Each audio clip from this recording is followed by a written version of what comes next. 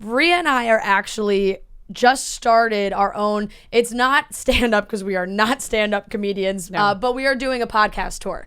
So we're doing, very small venues, but we just started in Boston last week. We're doing our first shows ever in front of audiences, and I think that you have been someone that we have always looked up to so much, and your stand-up has been so amazing, and you put on such an amazing show where we're like, how do we get like just a tad, all we want to do is make people laugh, right? That's our end game, even but just we're not doing comedians, podcasts, but you still want to make them laugh. Yeah, but we you can just make don't people know how laugh to without curate. being a comedian. Exactly. What advice do you have? Because I know you give out advice all the time, that you have your podcast and everything, so I would say that I think being real is the best way to be. Yeah. When you're real, it is funny. Everyone's funny when they're real because you're not being guarded. You're telling people the truth about yourself, and and it's relatable. When you tell the truth, you're telling the truth for millions of other girls. So as soon as you are honest about everything, not to say you haven't been, but I think that is the key to being funny, is being honest.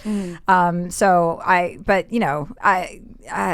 my advice. Yeah, be real. I'm sure there are so many times in your career where you were afraid to say something, but then you said it and everyone else agreed with you, right? It's like, well, I don't have the fear factor, so I just say it. Yeah. It comes out like vomit, and then after I have to deal with it. And I just have a different attitude about it. Like I have the attitude, like, yourself, you're gonna say something, and you're not gonna be able to take it back. And I've just accepted that quality about myself, and I've embraced it instead of trying to stop it. Which is another thing that's good to do for anybody, is to embrace all of your personality traits and try and enhance the ones that work best, and not shame yourself if you do something wrong or you do something bad. You're a human being. You can make mistakes. Just try not to make them consecutively. now, how do you keep it fresh? Obviously, you've been doing this for a while. Is it just different life experiences that create different jokes for you?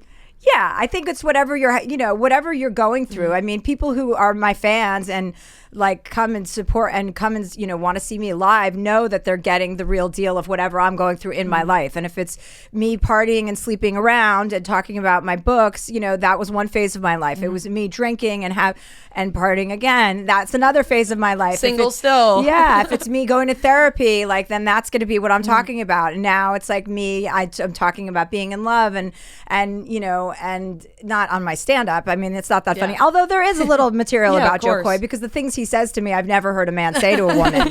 And I'm trying to spread that information because there's so many fucking dipshits out there that need to understand what women need to hear. And it doesn't matter if it's true or not. We need to hear it. Can we hear something? Yeah. Like the other night, what did he say? Oh, he said, every time you smile, my dick gets hard. I love that. He said that to me. I mean, God. think about that. Yes. Think about what what does that mean? That means his happiness comes from my happiness. Yes. That's all a woman wants to hear. that's maybe He's one not of the like, more oh, romantic things I've ever heard. Yeah. honestly. He's not like, oh, your ass gets my dick hard. He's like, your smile. Yeah, which is right. sweet. He doesn't Right. say like, oh, that makes me want to fuck you. I mean, he is saying that. Yes. And it's good that he wants to fuck me, but I'll take that kind of compliment. You know what I mean? And I think a lot of women would take it. It's a 2-in-1. Yeah, it's a 2-in-1. It's a dipsy doodle woodle. But I like also, he's just very he's not shy about expressing himself and his feelings about me. And it takes a strong man to be with a woman that is independent and doesn't really give a shit about what many people think. And a lot of guys are intimidated by that. And that's a boner killer. You want men to be as strong as you and stronger,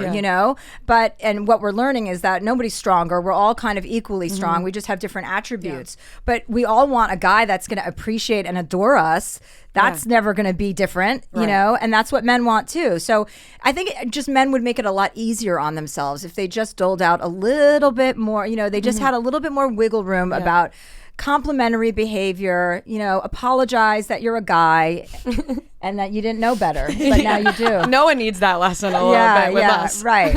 But I feel like it's like you don't need him, but he adds to your life. Exactly. And that's what I always said. Like I've never been in a relationship that I didn't feel good about for very long. Like I have a long pattern of like, ditching relationships before they get serious because I wasn't interested.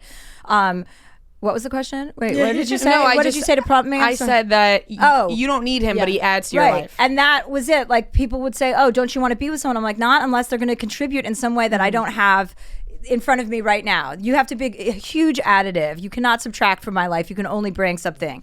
So Oh, look, Joe's crying. Oh, wow. I'm actually getting a little teary-eyed. I'm really liking this moment right now. Now, not to ruin the moment, but is 50 Cent still your favorite ex? No. Okay. No. I knew that went out the window. No, it went out the window when we had to talk about voting. Yep. So that is not. He's not my favorite ex. I don't have a favorite ex. Yeah. I mean, they're all exes for a reason. You know what? Because they weren't my fucking favorites.